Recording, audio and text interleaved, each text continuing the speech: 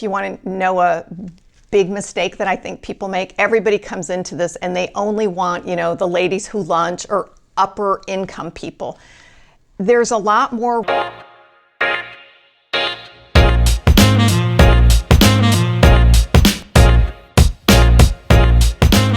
All right, so this is going to be a series about frequently asked questions. I put it out there to the universe. If you had the opportunity to ask me anything about becoming a professional organizer, what would you ask? We'll start off with a question by Amanda and Binta. Asked me about average income they can expect when they become a professional organizer.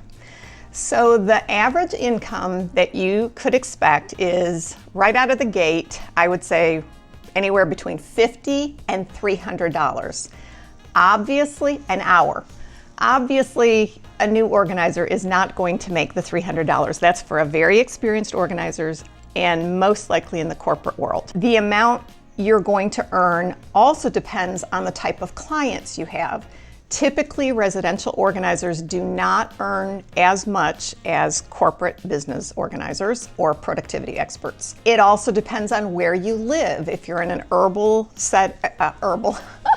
if you're in an urban setting or a rural, suburban, so where you live and what type of organizing you're doing. How long have you been organizing? The amount of experience, the more experienced you are, the more you can charge.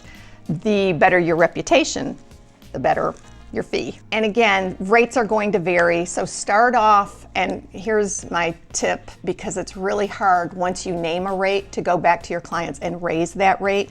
It happens, we all have to raise our rates occasionally, but it's easier to start off with a rate that you can hang on to for a while rather than having to go back and raise your rates. My next question comes from somebody named Kimber. Kimber says, tell me what are the must-do tasks needed to start my business. I'm absolutely overwhelmed. As you can imagine, I hear this a lot. So the first thing I advise is to choose a business entity. And that means you're either going to be a sole proprietor, you're going to form a partnership, or have an S Corp, a C Corp, something like that. So business entity. Number two, step number two, I would say, is to obtain an EIN number. An EIN number stands for Employee Identification. That's free. You just go to the government website and apply for it. It's very quick and pain-free.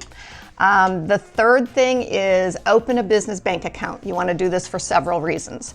One is that you want to keep all of your money separate, your private funds from your business funds, and you'll eventually need a checking account and a way to pay bills. You're going to have a business bank account to do that. The fourth thing is create a budget and a routine. I know you don't have an idea for a budget, what's needed to start a business, but generally speaking, to become a professional organizer is very low cost. Most of us work out of our homes. There's not a lot of overhead involved.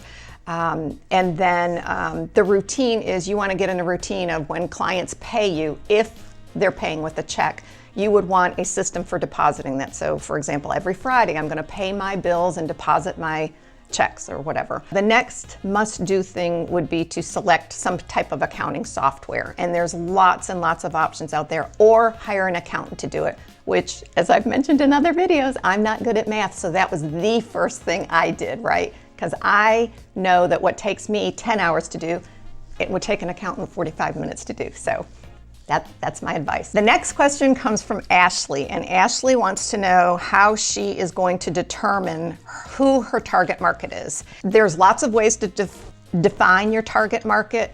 I wouldn't be super specific just starting off because I don't think it's quite as critical as marketing people would have you believe. So one example is you could say, I'm only going to work with clients who live within a 60-minute radius. Other organizers might say, I'm only going to work with clients who live in a 30-mile radius, so it could be time or distance. I'm fortunate in my business. I started early off collaboratively working with people who refer business to me, like therapists who specialize in family and marriage therapy, depression, grief. Since I work a lot in people's wardrobes, I was very fortunate to be hired by lots of people who have had bariatric surgery, and they're constantly whittling down not only their waistlines, but their wardrobes as well. So that was nice. And then as they've lost weight, we have had to find smaller furniture, and there's a lot. It's a little more complicated than you might imagine, so that was nice. I'd say if you want to know a big mistake that I think people make, everybody comes into this and they only want, the ladies who lunch or upper income people. There's a lot more regular, ordinary, everyday people who need organizing skills, families in particular. So don't just think of these big budget projects. Think of everyday normal people, because they need services as well. So market to them. Thanks for tuning in, and thanks for watching. I'd appreciate you subscribing, giving this video a thumbs up, and leave comments. And if you have a question that you're dying to have answered, please leave it in the comments below, or you can email me, gthomas@metropolitanorganizing.com. Look forward to hearing from you in the future.